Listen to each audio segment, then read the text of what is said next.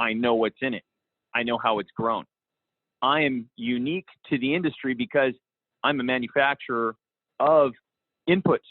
I test everything. I know what people are putting into their stuff. And that gives me an advantage with my sister, able to make sure that she has something for what her condition is requiring. The average person out there doesn't have it. If you have a child that has seizures, well, you're moving to Colorado in order to get the medicine that you need because your state may or may not allow it. That is legislative. And that is the lobbyists that are putting the screws to the politicians so that they vote the way they want them to vote, so that people will continue to look the other way and not zero in on the problem. Problem is contaminated water, contaminated food, contaminated medicines, contaminated substrates. How do you resolve that? Throw a couple of people in jail. Make sure that they're high on the food chain, not the lower level, Mickey Mouse pencil pushers. Is that going to happen? Well, also, and make sure that it's not the end grower. It really would need to be the higher ups. But unfortunately, a lot of those issues are taken care of with, a check and a pen. Look at Purdue or these companies that are being sued for killing hundreds of thousands of people with drugs that they knew were dangerous and addictive.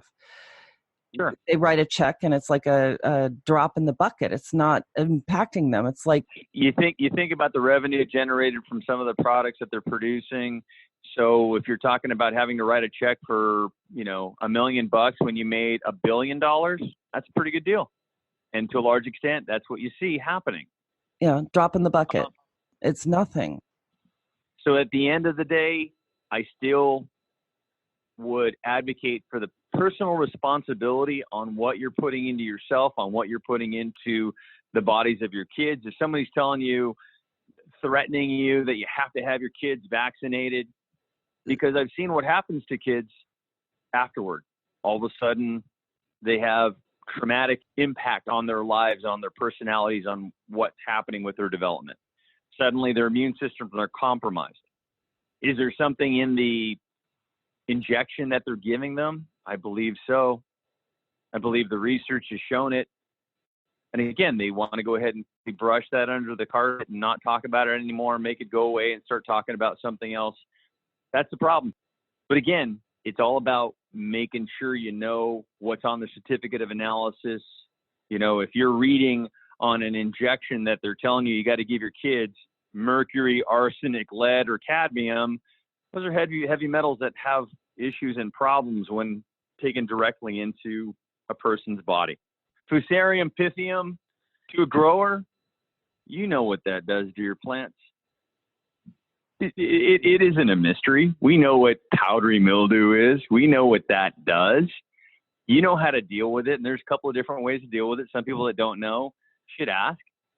But again, when you're considering it as the pirate mentality of take what you can steal and give nothing back and don't help anybody, it's all about you, then you miss the boat. This is God-given medicine. How you grow it is going to go ahead and reflect in the product that is the ultimate outcome. And what that medicine is for family members, kids, grandkids, mom, dad, grandpa, grandma, in dealing with their issues and their challenges. And in my opinion, it's up to the grower. It's up to the industry to self-police. If you find somebody doing something sketchy or something dodgy, get in their face, do something. Yeah, blow the whistle. Mm-hmm. Yeah. I would say that would be a good thing to do.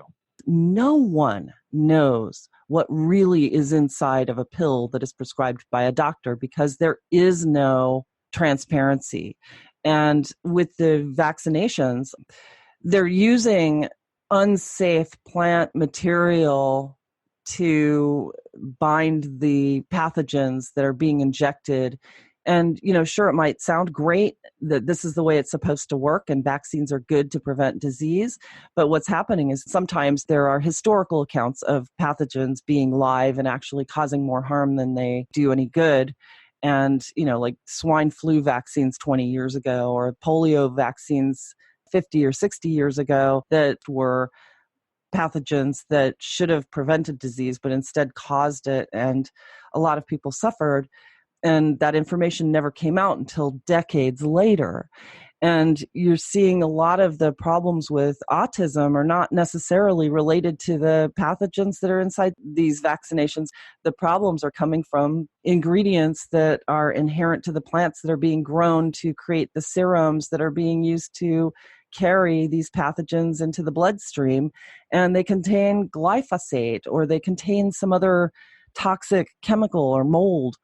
And it's a matter of transparency. So yeah, we have to take responsibility for that, but you're having these state, regional, and even in some cases federal laws saying, well, you cannot fail to vaccinate your child because we will throw you in jail. And it's really quite a shame, but it's a matter of educating the public, I would think, to let people know that, hey, you've got to start demanding more transparency, just as you have to take responsibility for what cannabis you're going to select to consume or what inputs you're going to purchase in order to grow cannabis. Those are questions that need to be asked, but there's a lot more transparency to be able to do that in the cannabis industry than there is for a patient who's getting a prescription from their doctor to be able to demand a certificate of analysis from a pharmaceutical company because they'll never get it. It's a huge problem, isn't it? I see that. And I think that what Americans need to really do is push back. If you're not happy with the legislation that they're trying to cram in your throat, vote the bums out. If you're running into situations that are prohibiting kids that are having 500 seizures a day from getting the medicine that they need in order to have normal lives, go out and protest. Protest the right reasons. That would be one. Protest the fact that you have contamination of your food supply, and then do something about it. Grow locally. Again, we can sit and pontificate all day long, but it's the action. It's what we do that is going to define our persons. What are we doing about it? You're hosting a show, getting the information out to the folks out there that have the ears to hear the message. Now it's up to them. Get busy in your community. Get something started. Because guess what? Everyone feels like crap. Every third person has cancer. It's getting to the point where, yeah, this is an epidemic. And they keep telling us it's normal. Guess what? It's not. It really isn't a normal condition. The human condition is not one that at 50 we drop dead from cancer. Yet that is what I'm hearing. People that aren't there to go ahead and open their eyes to it, people that don't want to do something about it within their own community, well, they're part of the problem, as I see it. Yeah.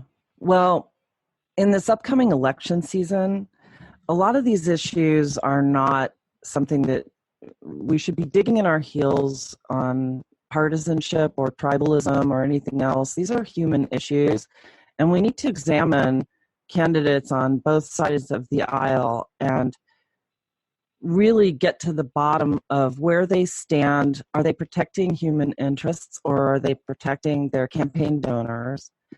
And make decisions based on that. It's your own livelihood, folks. It's your health. It's our country, and our government should be protecting us from harm as opposed to protecting those who do harm.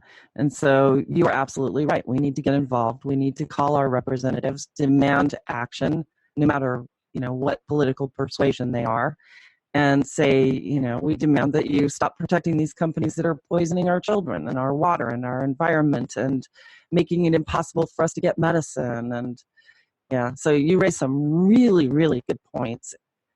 I'm getting a signal that it is time for us to start wrapping it up.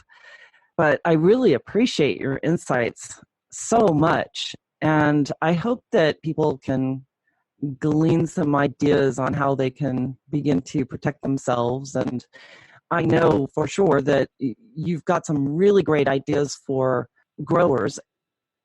The thing that everybody should be cognizant of is what you put in is what you're going to get out of whatever you're growing. So treat your soil, if you're using soil, like the treasure that it is. Contamination, putting toxins, poisons, running it down the sink or down the toilet or down the drain, is going to end up someplace. And what that's going to do for our country is it's going to impact the rivers, the streams, the lakes. So stop making it everybody else's problem. Own it. Make a difference. Do what you can, however small that it may be, to help the next generation, teach the next generation how to grow food, raise vegetables, grow fruits, compart with your neighbors, raise the vibration of what we have in this country from being an isolated me generation to the we, all of us, so that they'll be looking at the United States at this pivotal moment in our history saying, this is where the turning point took place. This is where things changed for the betterment of the people of this country. They're all looking for the same basic thing: clean food, clean water, safe environment for themselves to grow in, to raise their kids in, and to be in that place where you can go for the American dream and try to gain as much joy and happiness out of your life as you possibly can. Time to wake up. Yeah, and the time is now, and it's urgent. I mean, we're getting to the point right now with the way that the things that we consume are produced on a mass scale are basically going to annihilate the human race eventually. And I hate to sound alarmist about it, but it's the absolute truth. And it's also, the way we handle our natural resources and everything else is aligned with how we're handling our food supply and our medical supply. And, cannabis can serve as a metaphor for how we can do things right, how we can ask questions, how we can be conscious of what we are producing and what we are consuming. And wow, well, you have definitely given us a lot of food for thought. So I just have to say thank you so much, Dino. Thank you very much for the opportunity, Snowden. I really appreciate it. Oh, it's my pleasure. Well, like all good things, another episode must come to a close.